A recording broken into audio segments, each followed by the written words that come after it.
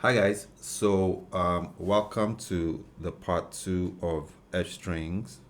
I call it the part two of F strings because here I'll be focusing on the dot format method for using F strings.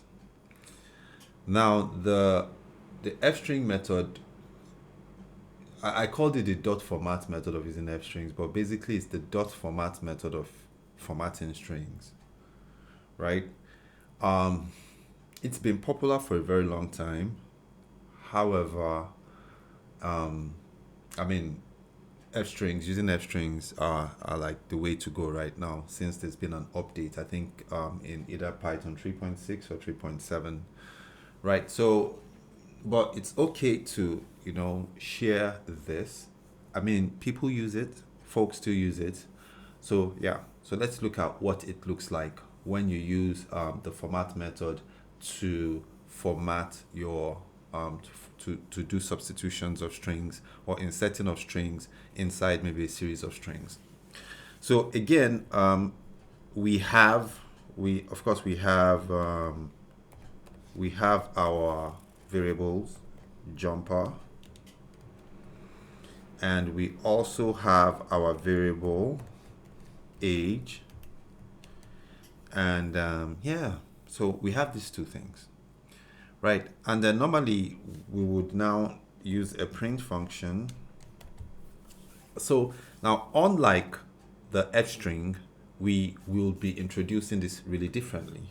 So here, I want to say a few things about Ronaldo. So I go, um, who is one of the greatest athletes of all times? Athletes of all time. I could say all time or all times. Of all time. Then, right. So I want that to be an answer. So I will now put the curly brace here. Then I put a full stop and I continue again and say, how old is he? Which is a question. And I put another curly brace here. Really interesting. So you see here, it's really different. Then at the end of it, I put a dot, right? I put a dot, and I now put the format method here. So let me see. Yes, I put the format method here. Let me cover this. Hold on. Yes, cover this. Then I put the format method here. See how that works. Now that I put the format method here, I'm going to now call the two variables that I created, which is jumper with a comma and age, right? So that's just that. Then I try to let's make this, so you can visualize it. So you see, this is it. And then when we run this, you see that I would say, who is one of the greatest athletes of all time? Ronaldo. How old is he? 38. So now you see the difference in the two. If we just scroll up a bit, you're going to see how we used this here. So you see the F string uses an F, and then obviously we just put in our curly braces, and then at the same time insert the variables.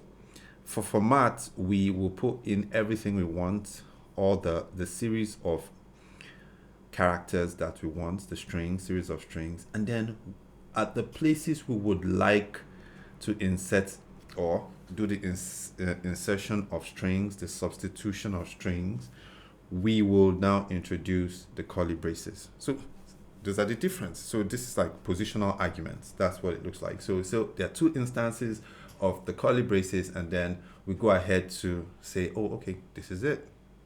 So we go ahead to do that. So again, if we introduce, say, another variable here, which I know doesn't exist, right? It might say, oh no, height is not defined, but we might just decide, let's just define height here. So we just say height, and inside we just say 6, let's just say 6.3, and then just put that. Then we'll come here and we'll put that. You can see that, oh, sorry, yeah. Then we run this. You can see, of course, it ignores it because it makes up for all of them. However, if we decide we just put only jumper here, it's going to say, you know, they're expecting one additional, we're expecting one additional variable, but that did not make it. So again, that's the thing. Just wanted to introduce that there. So you can see if we introduce age, then we're back again. So yeah, so that's what the format string, the format method, you know, I call it f strings, but here let me just correct this. Let me call this string formatting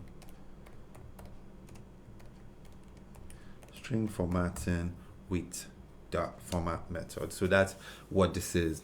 And so yep, again, this is being used, right? But the f string is really the very recent way to do it, right? So take your time, watch this video. This series of videos are meant for people trying to learn data science, but you have to learn the Python programming language. So we're just putting these through so that you can learn Python one object at a time. If you like this video, like it, share it with a friend who's trying to learn data science. It will be of great help.